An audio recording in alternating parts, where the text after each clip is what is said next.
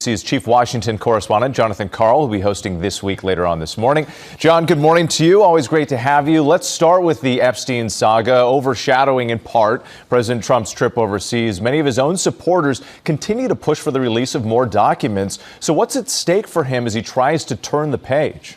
Yeah, look, it's the issue that just won't go away, Whit. I mean, look what happened this week in the House of Representatives. Speaker of the House, Johnson, literally sent members of Congress home for the summer to avoid a series of votes that Republicans were going to join Democrats in forcing on the Epstein saga. These are votes that the White House simply didn't want about releasing more of the documents. And then you had the extraordinary visit down to Florida by the Deputy Attorney General, Todd Blanche, meeting with Ghislaine Maxwell. This is Epstein's partner and former partner and co-conspirator. She's serving a 20-year sentence for sex trafficking, and she spent 2 days in closed-door meetings with the Deputy Attorney General. So even as President Trump wants to turn the page, says this is something nobody cares about, his own actions and the actions of some of his Republican allies have kept this story front and center, and it doesn't look like it's going away anytime soon. And John, on that topic, you mentioned the DOJ holding those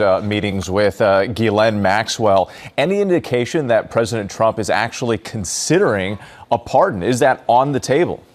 Well, Whit, I mean, if you had just asked me that question, a week ago, I would have said no way.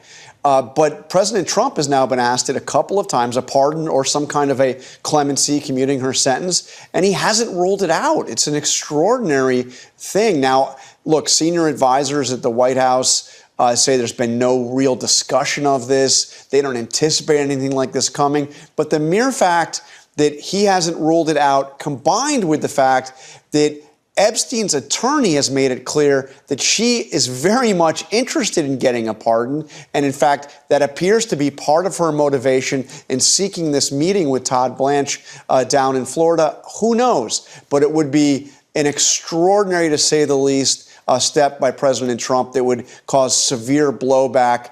I can't imagine it's actually coming, but we can't rule it out because Trump himself hasn't ruled it out.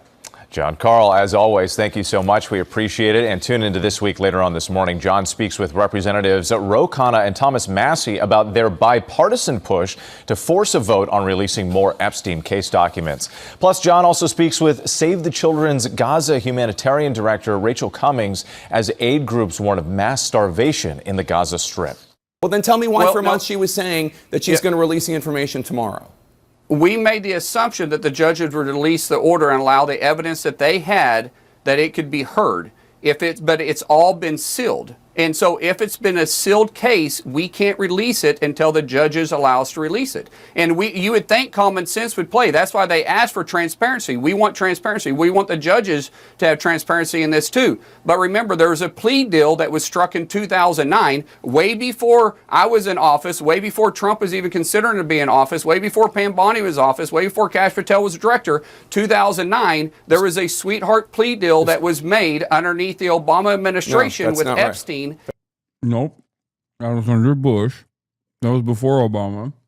And Trump literally made the guy that offered the sweetheart plea deal his labor secretary. Why did these guys keep lying about the timeline? I mean it sincerely. Because, you saw Bill O'Reilly do it too. It's, very weird. I think every time they lie about the timeline and try to claim Barack Obama had a hand in this or, Biden had a hand in this, it makes people more suspicious. That's not and that sweetheart has not been exposed. No, it was 2000. Not? Well, when was the case heard? It was 2008. It was the U.S. attorney at the time was a guy named Alex Acosta. He was a Bush appointee. He went on to become President Trump's Secretary of Labor. It all took place in 2008. Who was in office at the time? 2008, George W. Bush. Who was in office at the time? George W. Bush. No, 2009 is when the case came out, and it was and Obama was in office at the time. It's not true. But let me ask you a question.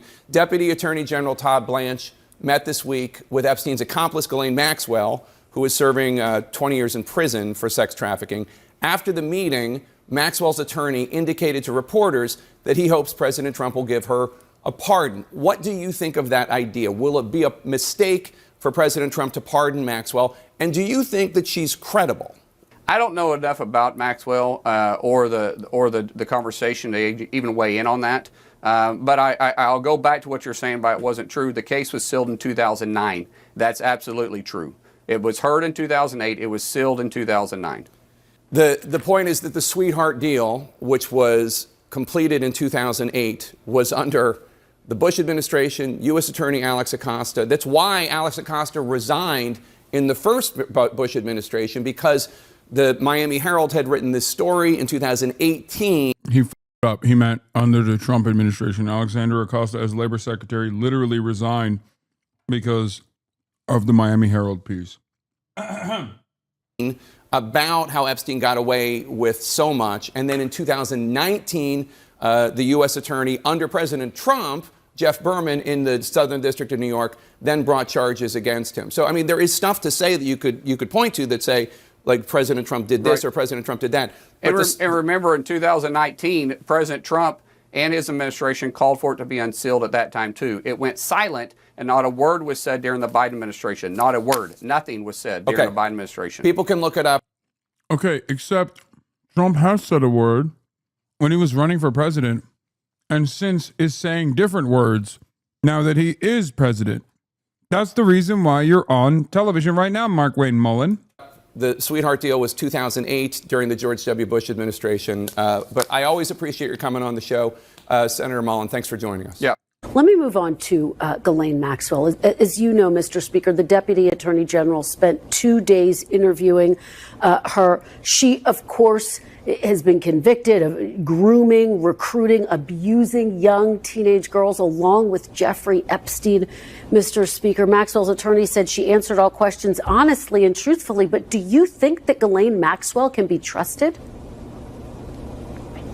Well, I mean, look, it's a good question. I hope so. I hope that she would want to come clean. We certainly are interested in knowing everything that she knows. And as you'll note, in our House Republican majority, we're working towards that. Chairman Comer and our Oversight Committee has already issued their own subpoena. They want to bring in Ghislaine Maxwell as well. I hope she's telling the truth. She is convicted. She is serving a 20-year sentence for child sex trafficking. And so her character is in some question. But if she wants to come clean now, that would be a great service to the country. And we'd like to know every single bit of information that she has. I certainly hope she's telling the truth. Well, listen. You certainly hope the convicted child sex trafficker is telling the truth when Donald Trump has basically designed the situation in a way where she is the primary, she's the principal eyewitness testimony to her own crimes, because who lied under oath, by the way, but the reason why she's the principal eyewitness testifier to her own crimes is because all of the evidence that is out there, Trump doesn't want people to see.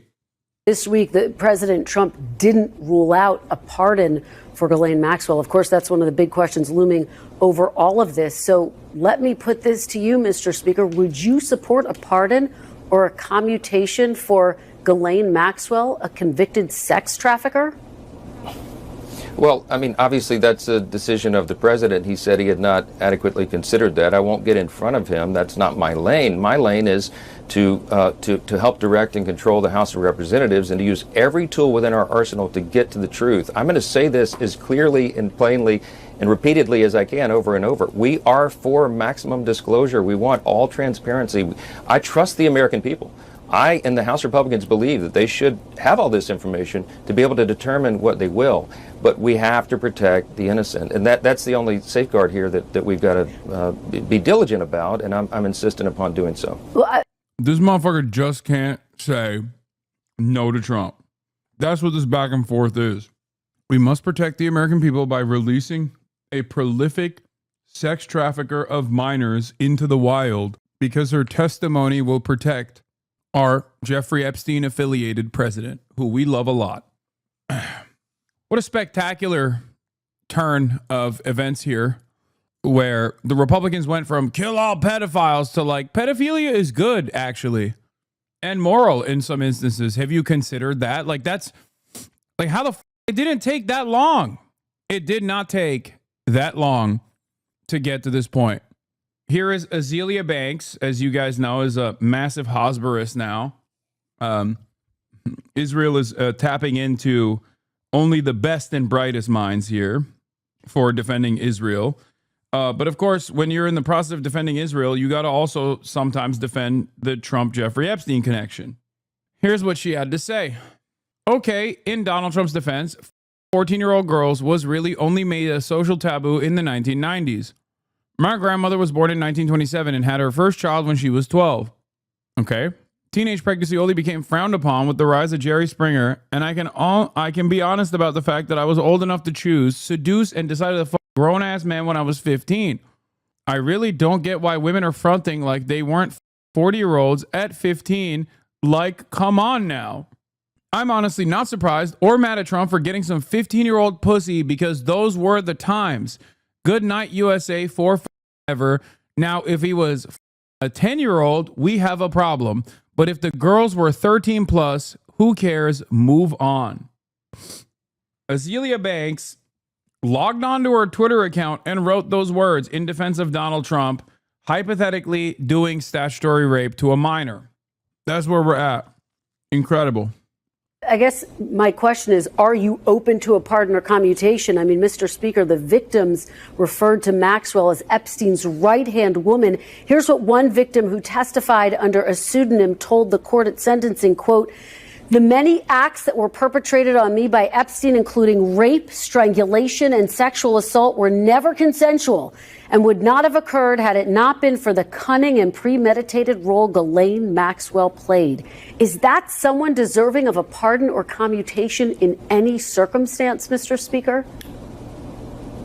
If you're asking my opinion, I think 20 years was a pittance. I think she should have a life sentence at least. I mean, think of all these unspeakable crimes. And as you noted earlier, probably 1,000 victims. I mean, it's hard to put into words how evil this was, and that she orchestrated it and was a big part of it. At least under the criminal sanction, I think is an unforgivable thing. So, again, not my decision, but I have great pause about that, as any reasonable person would.